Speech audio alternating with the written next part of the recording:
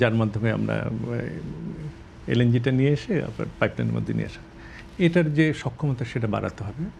ইতিপূর্বে ইন্টারিম গভর্নমেন্টের আগে যে গভর্নমেন্ট ছিলেন সেই গভর্নমেন্ট আপনার প্রোগ্রাম নিয়েছিল যে 3rd 4th FSRU এবং সেখানে একটা এলএনজি প্ল্যান্ট বসানোর জন্য, এবং সেইটার ক্ষেত্রে আমাদের অন্তত একটা FSRU নতুন আরেকটা এবং একটা এলএনজি প্ল্যান্ট ওখানে বসানো ভীষণভাবে দরকার।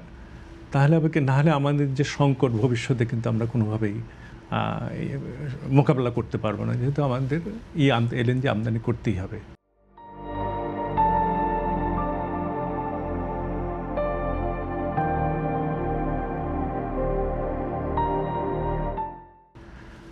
পাশাপাশি হলো আরেকটা বিষয়, সরকারকে, নতুন সরকার এখন এসেছে, সিদ্ধান্ত নিতে হবে, সেটা হলো যে কয়লার উপর যে আমাদের যে কয়লা ক্ষেত্র আছে, 5টি কয়লা ক্ষেত্র, একমাত্র বড় পুকুরিয়া থেকে কিছুটা কয়লা উত্তোলন হচ্ছে, আরও যে কয়লা ক্ষেত্রগুলো আছে, একটা হচ্ছে একমাত্র ওপেন পিট করা যায় যেটা ফুলবাড়ি, এবং এছাড়া আছে পীরগঞ্জ আছে, তারপরে আরও আপনার জামালগঞ্জ আছে, হ্যাঁ, আরও ওখানে আরও 4টা কয়লা ফিল্ড আছে। সেসব জায়গায় কয়লা উত্তোলন করার যে বিষয়টা, সেটা সরকারকে সিদ্ধান্ত নিতে হবে যে আমি কয়লা উত্তোলন করব কি করব না। ফুলবাড়িটাকে আমি হ্যাঙ্গিং করে রেখেছি, ফুলবাড়ি কয়লারে যদি সেটাকে সব ধরনের স্টাডি সব কিছু হয়েছে, যদি সরকার শুধু সিদ্ধান্ত নেয়, দেখা যাবে 2-3 বছরের মধ্যেই কিন্তু কার্যক্রম শুরু হয়ে একটা আউটপুট সেখানে আসবে, এবং লং টার্ম সিকিউরিটির জন্য আপনি যেটা দীর্ঘ সময় যেটা বললেন, সেটা কিন্তু একটা বড় একটা কাজ সেটা কিন্তু হবে। তা না করে আমরা যেটা করতেছি, কয়লা ইম্পোর্ট করে আনতেছি। আমরা যখন তেলের দাম বাড়বে, এলএনজির দাম বাড়বে, তখন তো কয়লার দাম বেড়ে যাবে। মানে কোলবের যে পাওয়ার প্ল্যান্টগুলো আছে, সেটা তো কয়লা বিদেশ থেকে আমদানি করেই আমাকে করতে হবে। সেইতে আমদানির উপরেই আমার তো নির্ভরতাটা থেকে যাচ্ছে। তো সেখান থেকে বের হয়ে আসতে গেলে আমাদের লোকাল কয়লা যেটা আছে সেটা উত্তোলনের বিষয়ে কোনটা আমি একটাই করা যায়, যেটা হলো ওপেন কাট করে, যেটা আমি অনেক বেশি কয়লা উত্তোলন করতে পারবো, অনেক বেশি কোল বেস পাওয়ার প্ল্যান্ট করতে পারবো, সেটা দিয়ে ওখানে মাইনমাউথে পাওয়ার প্ল্যান্ট সেখানে করা যাবে। আরেকটা হলো যে আমি ডিসিশন নিল যে না, যাবে না, সেই ডিসিশনটা কে নিতে হবে? সরকার তো আর টেকনিক্যাল না।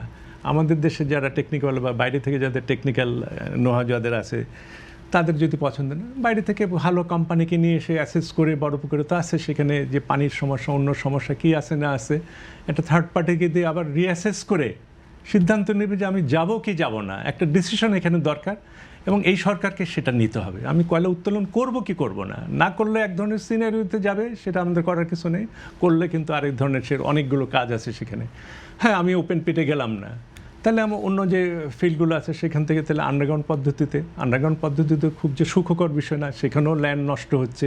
সামান্য আপনার যে কয়লা যেটা এক্সট্রাকশন হয় সেটার পরিমাণ খুব কম হয়। যদি আপনার 100 মিলিয়ন থাকে, আপনি হয়তো 15-20 মিলিয়নের বেশি সেখান থেকে উত্তোলন করতে পারবেন না, বাকি কয়লাটা আপনার নষ্ট হয়ে যাবে। যাই হোক না কেন, এটা আমার বিষয়ে এইখানে সরকারকে একটা সিদ্ধান্ত গ্রহণ করতে হবে।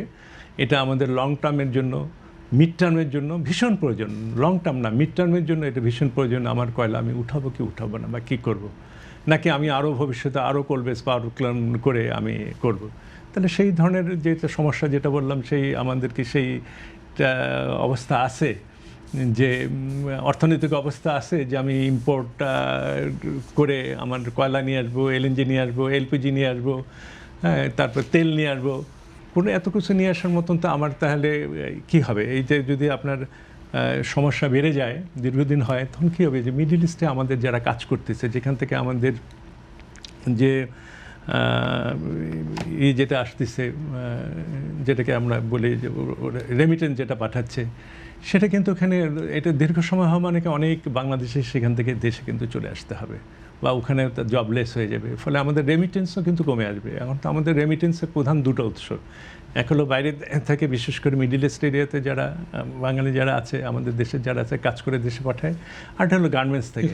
গার্মেন্টসেরও অবস্থাও খুব খারাপ, যে বিশেষ করে লাস্ট 2 বছর যাবৎ কিন্তু বাংলাদেশ গার্মেন্টস কোম্পানিগুলোর অবস্থা খুবই খারাপ।